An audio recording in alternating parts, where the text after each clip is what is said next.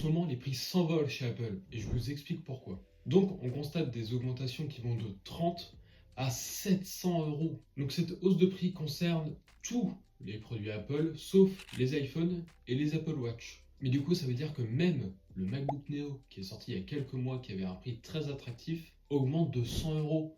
Donc, il est tout de suite beaucoup moins intéressant. Donc, on explique ces augmentations, bien évidemment, par l'augmentation du prix de la RAM, mais là on se demande quand même si Apple ne profite pas un petit peu de la situation pour se faire une petite marge supplémentaire.